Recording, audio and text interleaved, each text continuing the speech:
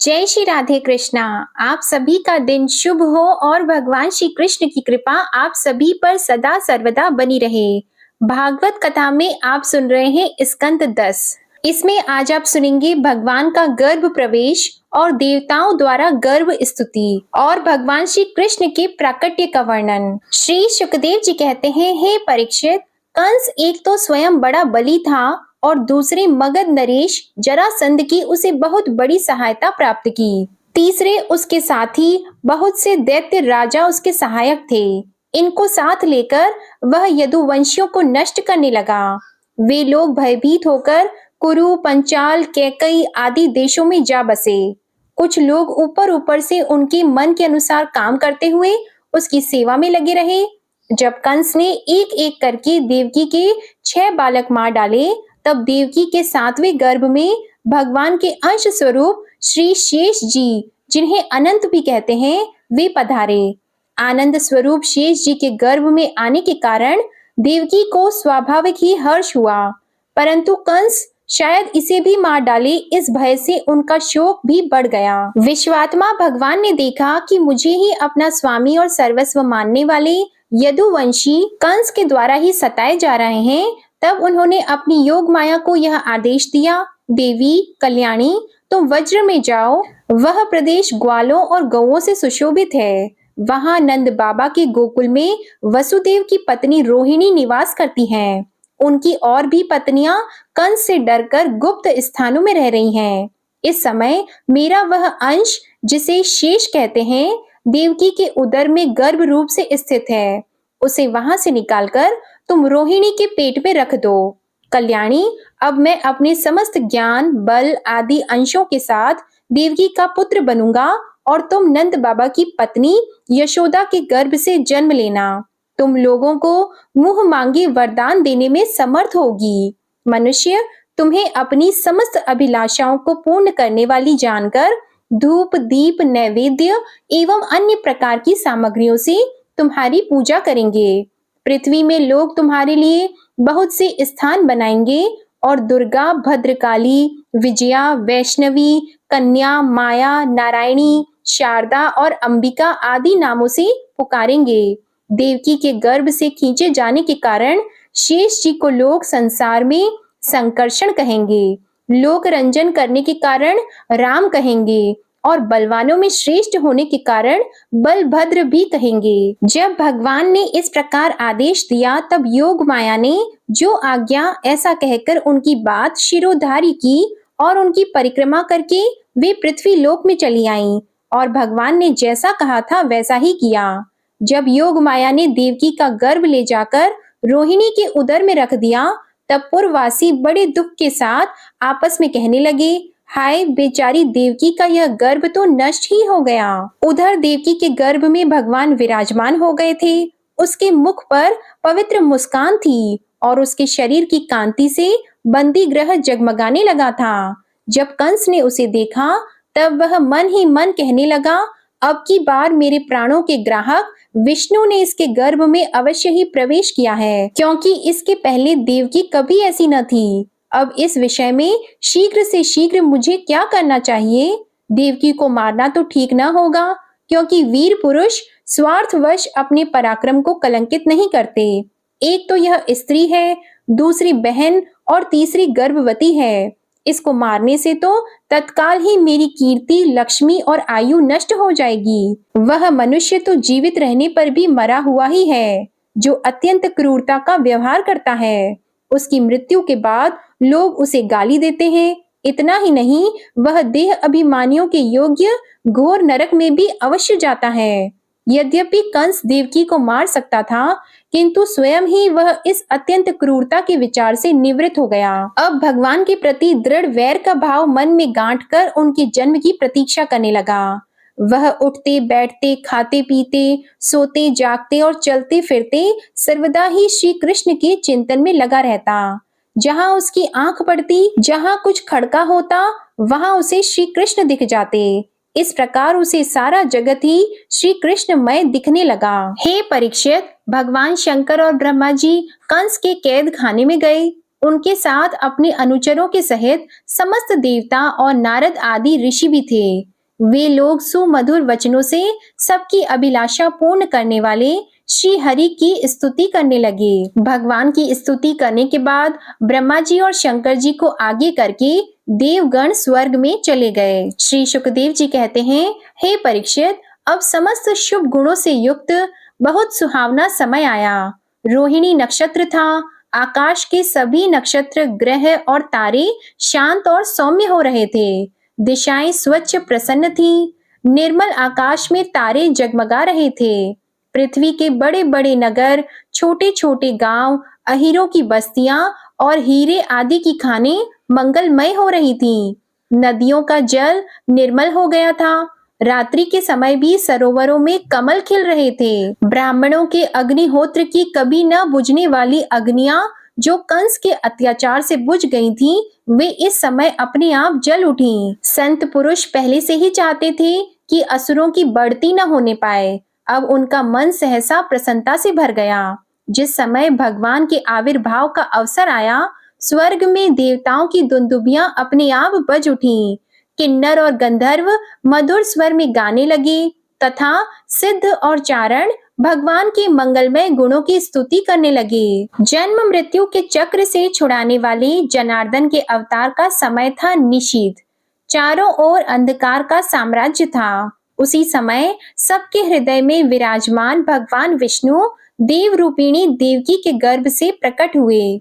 जैसे पूर्व में 16 कलाओं से पूर्ण चंद्रमा का उदय हो गया हो। वसुदेव जी ने देखा उनके सामने एक अद्भुत बालक है। उसके नेत्र कमल के समान कोमल और विशाल हैं।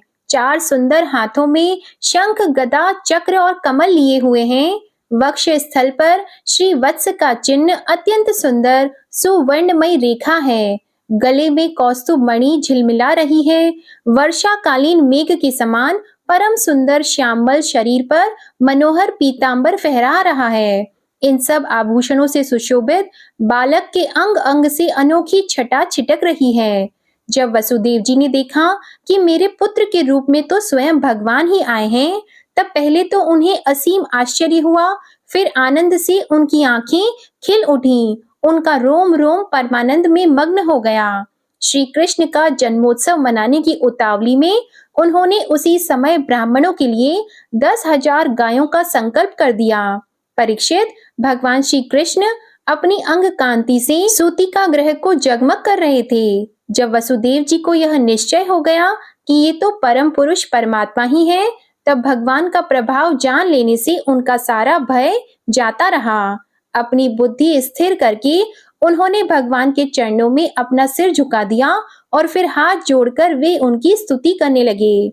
इसके बाद देवकी ने भी भगवान की स्तुति की। श्री शुकदेव जी कहते हैं कि जब दोनों ने स्तुति की तो इसके बाद भगवान ने एक साधारण शिशु का रूप धारण कर लिया। तब वसुदेव जी ने भगवान की प्रेरणा से अपने पुत्र को लेकर सूतिका ग्रह से बाहर निकलने की इच्छा की। उसी समय नंद पत्नी यशोदा के गर्भ से उस योग माया का जन्म हुआ, जो भगवान की शक्ति होने के कारण उनके समान ही जन्म रहित है। उसी योग माया ने द्वारपाल और पुरवासियों की समस्त इंद्रिय वृत्तियों की चेतना हर ली। वे सब के सब अचेत होकर सो गए। बंदी गृह के सभी दरवाजे बंद थे। उनमें बड़े बड़े किवाड़, लोहे की जंजीरें और ताले जड़े हुए थे। उनके बाहर जाना बड़ा ही कठिन था, परंतु वसुदेव जी भगवान श्री कृष्ण को गोद में लेकर ज्यों ही उनके निकट पहुंचे, त्यों ही वे सब दरवाजे आप से आप खुल गए। ठीक वैसे ही जैसे सूर्योदय होते ही अंधकार दूर हो जाता है। उस समय बादल धीरे धीरे गरजकर जल की फुहारें छोड़ रहे थे। इसलिए शेष जी अपने फनों से जल को रोकते हुए भगवान के पीछे पीछे चलने लगे। उन दिनों बार बार वर्षा होती रहती थी। इससे यमुना जी बहुत बढ़ गई थीं। उनका प्रवाह गहरा और तेज हो गया था। तरल तरंगों के कारण जल पर फेन ही फेन हो रहा था। सैकड़ों भयानक भंवर पड़ रहे थे। जैसे सीतापति भगवान श्री राम जी को समुद्र ने मार्ग दे दिया था, वैसे ही यमुना जी ने भगवान को मार्ग दे दिया। वसुदेव जी ने नंद बाबा के गोकुल में जाकर देखा कि सब के सब गोप नींद से अचेत पड़े हुए हैं। उन्होंने अपने पुत्र को यशोदा जी की शैया पर सुला दिया और उनकी नवजात कन्या लेकर वे बंदी गृह में लौट आए। जेल में पहुंचकर वसुदेव जी ने उस कन्या को देवकी की शैया पर सुला दिया और अपने पैरों में बेड़ियां डाल ली तथा पहले की तरह वे बंदी गृह में बंद हो गए।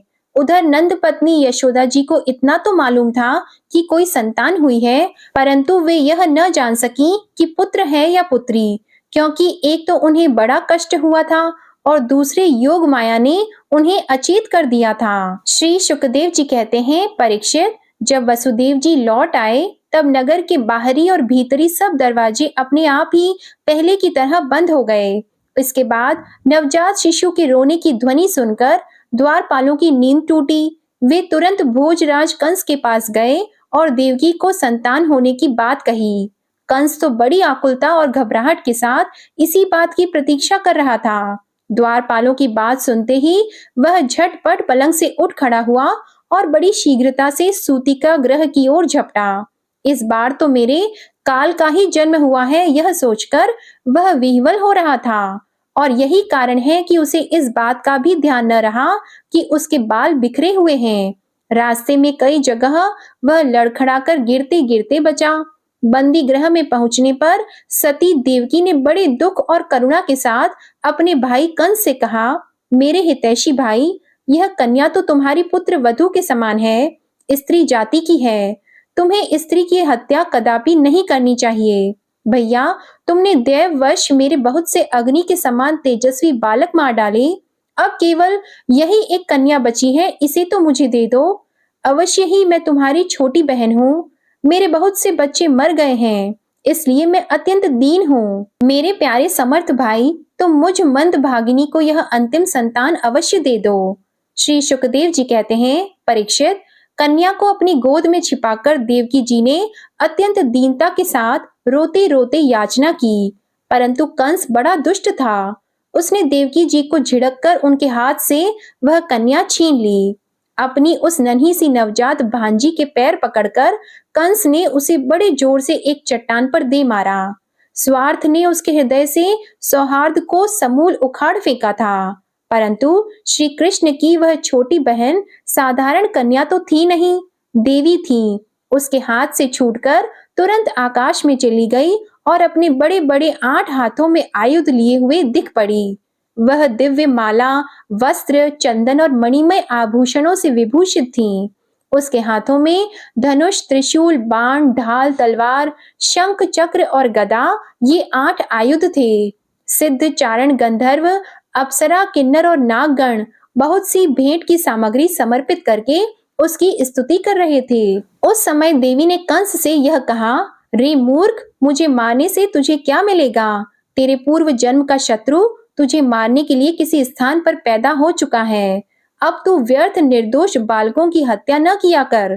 कंस से इस प्रकार कहकर भगवती योगमाया वहां से अंतर्ध्यान हो गईं और पृथ्वी के अनेक स्थानों में विभिन्न नामों से प्रसिद्ध हुईं। देवी की यह बात सुनकर कंस को असीम आश्चर्य हुआ।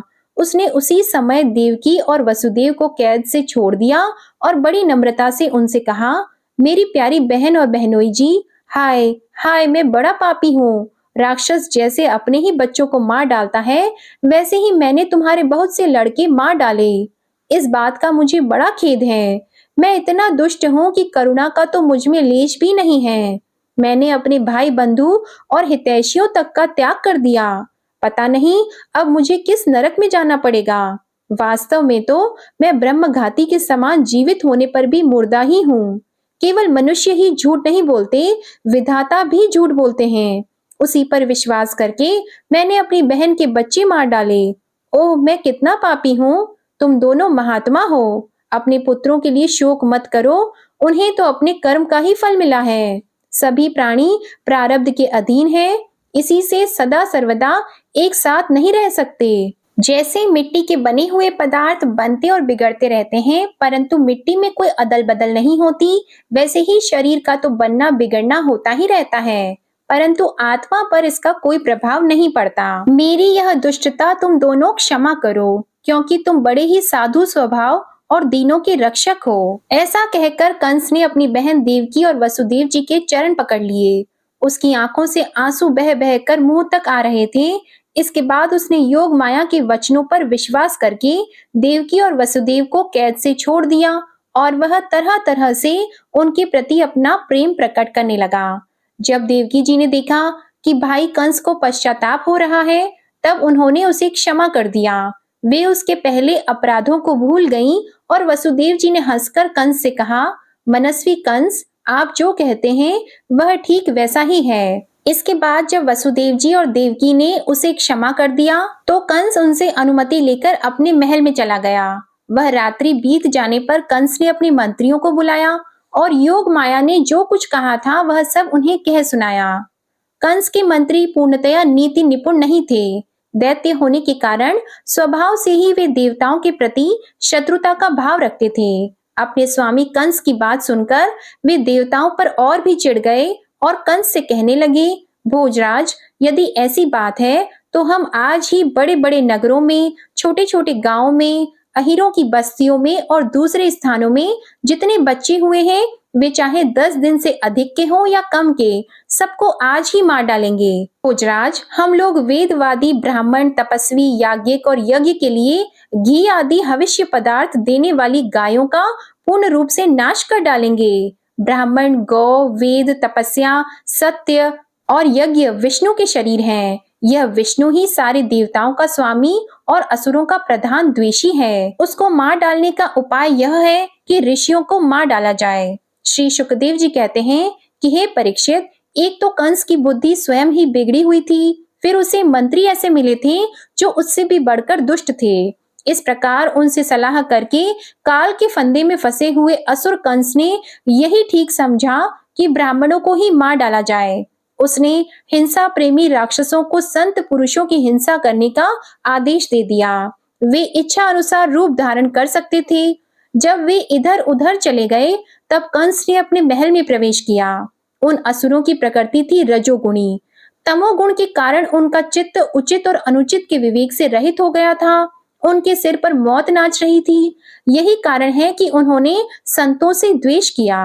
परीक्षित, जो लोग महान संत पुरुषों का अनादर करते हैं, उनका वह कुकर्म उनकी आयु, लक्ष्मी, कीर्ति, धर्म, लोक परलोक, विषय भोग और सब के सब कल्याण के साधनों को नष्ट कर देता है। जय श्री कृष्णा। आज की कथा यही समाप्त होती है। इसके आगे का वृतांत आप अगले अध्याय में सुनिएगा। आपको आज की कथा पसंद आई तो वीडियो को लाइक कीजिएगा, शेयर कीजिएगा और कमेंट में भगवान श्री कृष्ण की जय लिखिएगा और चैनल को भी सब्सक्राइब कीजिएगा। इसी के साथ हमारे चैनल पर कार्तिक मास महात्म्य की कथाएं भी हर दिन नियम से अपलोड होती हैं। उम्मीद है आप उन कथाओं को भी अपना प्यार जरूर दे रहे होंगे। धन्यवाद।